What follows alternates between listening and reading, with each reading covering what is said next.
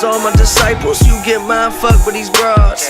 Life is just a recital, better remember all that you practice. When I die, throw a couple bad bitches in my casket. Whoa, think it's time for a revolution.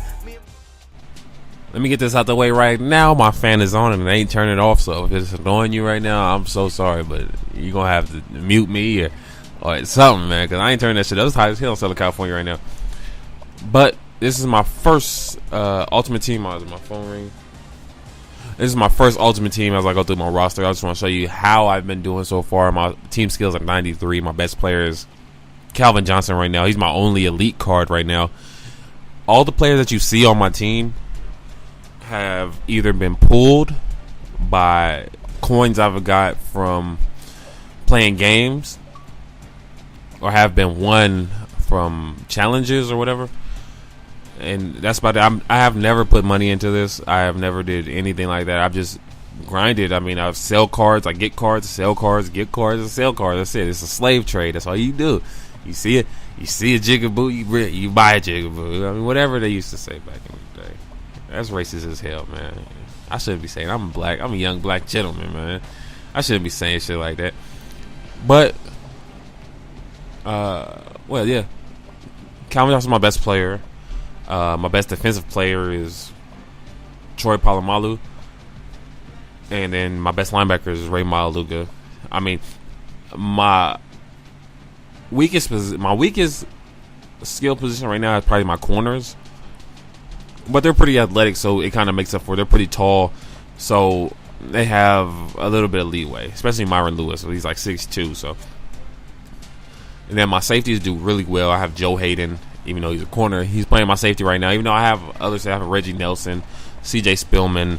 I forgot who else. But I got a couple good safeties, but I just don't use it because Joe Hayden's better. He has better coverage, and he tackles just as well. So, only thing he's lacking is size.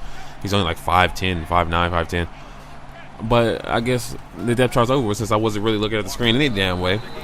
And right now he's running with Herschel Walker. He has Andre Ware. He has who else? Adrian Peterson. He has Tim Brown. He has Jermaine Gresham, Michael Irvin. He has a squad. Chris Long. His block shed and his power move is so crazy high. He might have the highest power move and the highest block shed out of any end. Like his power move is 99, his block shed is 97. So, I mean, those are higher than Terrell Suggs, T. Sizzle. Those two attributes are higher than Julius Peppers. I mean, all elite Julius Peppers, T. Sizzle. That's what it is. And what him running with Herschel Walker this whole game, he does not get brung down easily.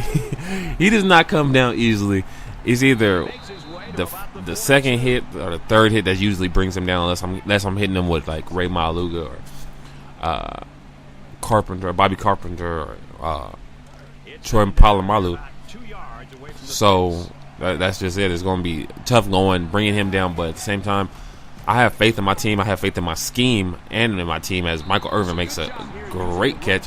Even though Michael Irvin has the ashiest lips in the history of collegiate and pro football. Hands down, bro has the ashiest lips known to man. But we ain't here for the ashy lips. Oh, his wish. As David Amerson should have snatched that. He didn't even have to jump. Why did he jump? It's not like he had to extend his arms all the way. He could have just easily put his arms out and grabbed the ball and let's go down for 6.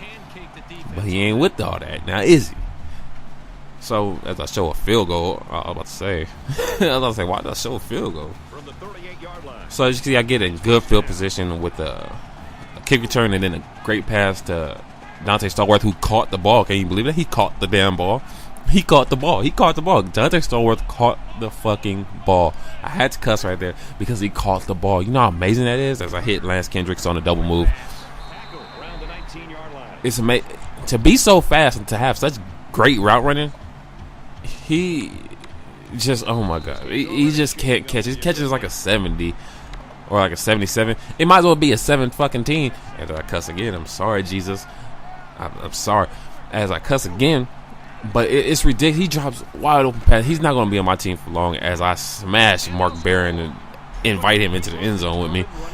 and we in there for 6. But and it's just hard. Like, as you see Chris Long go ahead and fighting through and everything, as he hits Jermaine Gresham on the out route. That tight end out route, that shit is ridiculous. As I cuss again, what the heck is my problem? The tight end out route is crazy. Like, it's so difficult to contain unless you run a zone. And then when you run that zone, it's going to be a pick. But at the same time, you run that zone, you're going to give up a lot of yards across the middle. As soon as they find out break in that zone, it's almost guaranteed 20 yards. So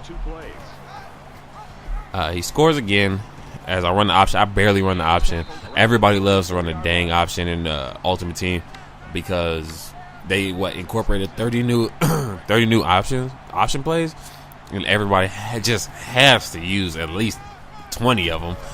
So I barely run the option. What I usually run is counters, and I just come down and like play action and all this. I remember play action used to be like useless, like absolutely useless unless you're playing against a user.